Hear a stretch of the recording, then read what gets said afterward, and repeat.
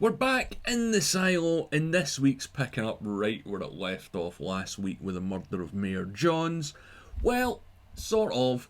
As always, I'm Al, this is the Geek in Review, and I'm going to be talking about Silo Episode 4, Truth, so if you haven't seen it, this will contain spoilers. But first of all, I just want to say thanks for taking the time to choose to watch this video. If you haven't done it already, please subscribe to the channel and leave a like if you make it to the end. Anyway, the episode opens with a flashback of young Julliette helping to save her younger brother with her mum and her dad. Remember, he's a doctor from last week, and he was also in Game of Thrones despite the accent. They managed to save her brother at least this time, and a good chunk of this episode is spent in Julliette's childhood. But we do find out later that her brother Jacob died, and this theme comes across in the present timeline as well, with her dealing with Holston's death. And all the flashback stuff this week is explaining Julliette's childhood and how she ended up in the mechanical section as a kid. Because remember, the silo is split into sections and it's very unusual for people to sort of move between it. And this gets brought up a few times in this episode this week as well.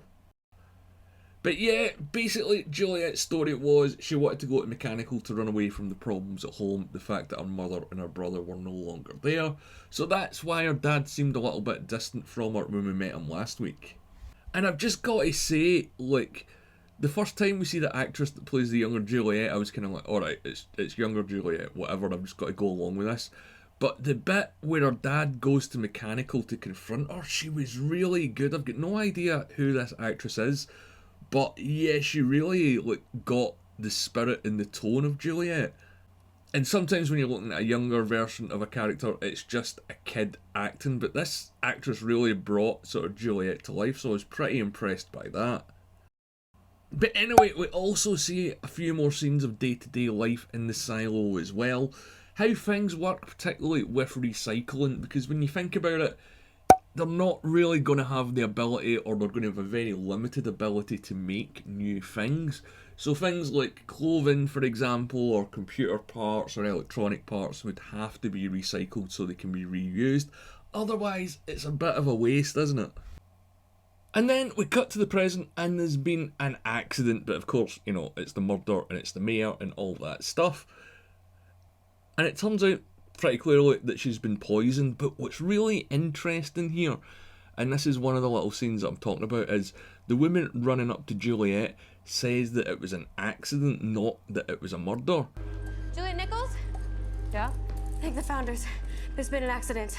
But when Julliette walks in the room with Marnes and everyone else, it's pretty clear what's happened, so it shows that they're still covering up all the truths of the silo and how the silo are manipulated. But anyway, Marnes is convinced it was an attempt on his life, not Mayor Jahns, and we get the first glimpse of what life here isn't all that perfect, that there are elements that are maybe capable of doing this within the silo. So for the moment, Bernard from admin is temporary mayor. See, I told you Tim Robbins was going to be a big deal, but will he give up the power when the time comes? I wonder if they're setting that up. What do you think? Let me know in the comments below. Jules is now recognised as sheriff without it actually being officially announced first of all. And remember, no one really wanted her to be sheriff apart from Holston. And remember, no one really leaves their levels. So although Julliette knew that this existed, it's still all new to her, and it's a better quality of life than she's had recently. And this is kind of her doing the job she really wants to do before anyone notices. Cycling earlier on in the video, and that's exactly what happens to your stuff once you die in the silo. And we see this play out in both storylines with the past and Holston's as well.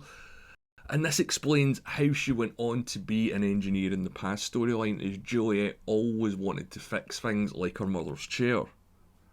But anyway, Jules manages to calm Marnes down and bring him into the fold in a huge expo dump explaining the first 3 episodes. We didn't hear her mention the machine or the tunnel yet, so I guess that's probably going to come back later on in the season. In exchange for her helping to solve the murder of the mayor, she wants help with the murder of George.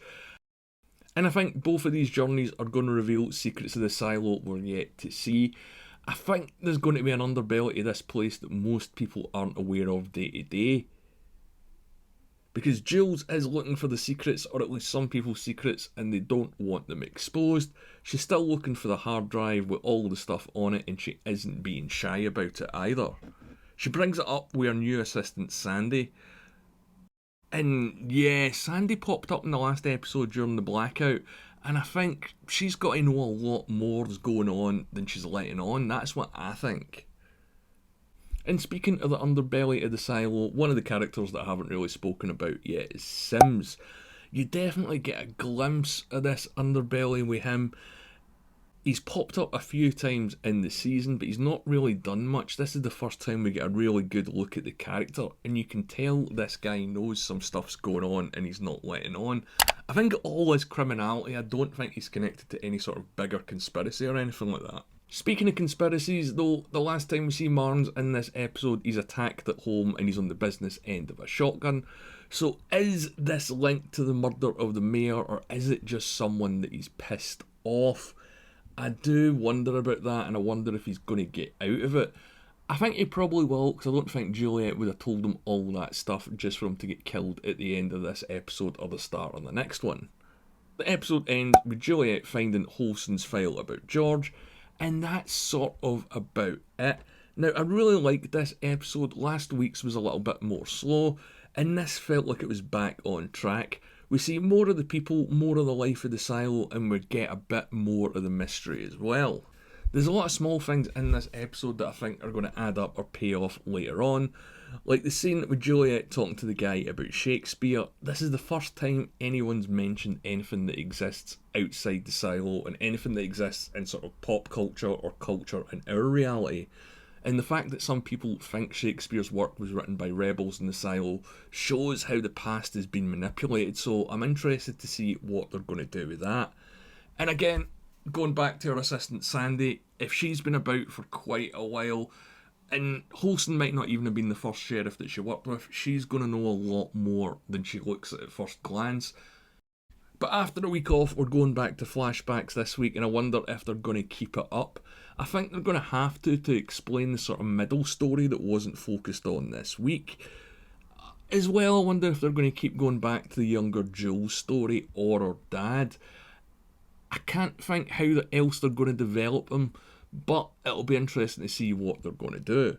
But these are just my thoughts. Let me know what you think in the comments below. I really enjoyed this episode. I'm glad that Tim Robbins is getting more focus, and it feels, like I say, that we're back into a bit more of a rhythm.